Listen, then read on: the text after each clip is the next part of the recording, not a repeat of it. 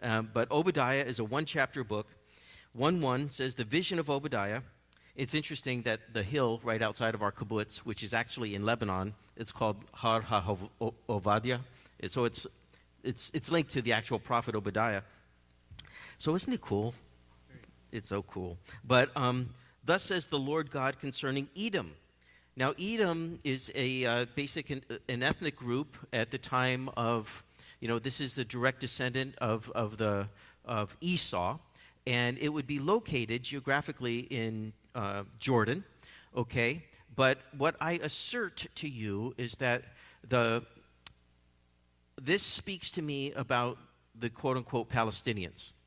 A large portion in Gaza, they have the last name al-Mitzrahi, the Palestinian people, and that means that they're of Egypt. Mitzrayim is Egypt, right?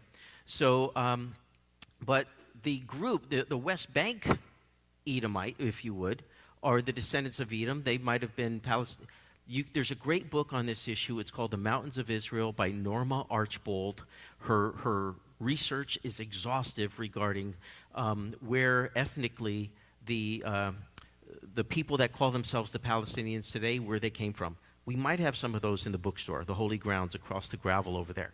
But Norma Archbold, The Mountains of Israel, exhaustive research. But be that as it may, I believe that this chapter describes the hatred of this group that became known as the Palestinians. Remember, the Romans came up with that name, and they named Israel Palestina after an ancient people group that ceased to exist, the arch enemies of Israel.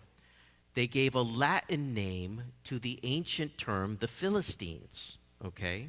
The Philistines as a people group ceased to exist. The only territory that really was Philistine territory was like the Gaza Strip. Ethnically, they came from Crete many years previous. But when the Romans, in their hatred towards the Jewish people, sought to rename the land of Judea, okay, they named it out of spite and anti-Semitism after their ancient enemies. So they called it Palestina.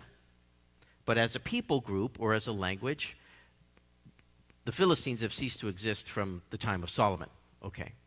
So, but the people that have collected from Jordan, from multiple other Arab countries, and of course Egypt, these people call themselves the Palestinians, and right now they're dominating, or what the world calls the West Bank and Gaza.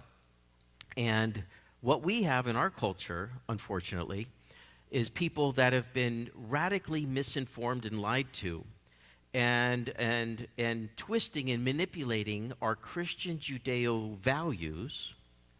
People think that they're assuming the higher ground in the sense of social justice in standing up for the Palestinians. And they say things like, oh, I just wish the cycle of violence would stop, Cycle of violence is a terrible term. It's just a radically misguided term. But in this chapter, you could read about how Edom has this hatred for Israel, and they did many things that correspond to last October 7th and correspond to events going on even now. Israel is fighting. They're conducting many security operations in what we call the West Bank. And of course, they're still fighting and they're cleaning up the Gaza Strip. But Israel's about to direct their full attention to the northern border. And that's our stomping grounds. That's our home, really. And it is absolutely amazing. But we are 110% accepted as part of the community at Mizgavam. So let me just get to this verse here really quick. Let me skip to, I think it's verse 12. Let's see, is it verse 12? No. Yeah, let's start verse 12. You should not have gazed on the day of your brother. This is referring to Esau or Edom,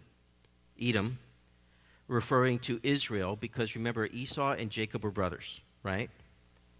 Sons of Isaac. So, but you should not have gazed, Edom, you should not have looked at Israel in the day of his captivity. You shouldn't have rejoiced over the children of Judah in the day of their destruction. Remember when the towers fell on 9/11 so many decades ago, and the Palestinians celebrated in the street and gave each other sweets because such a death toll was exacted upon the American people? Remember that? And they did the same thing on October 7th.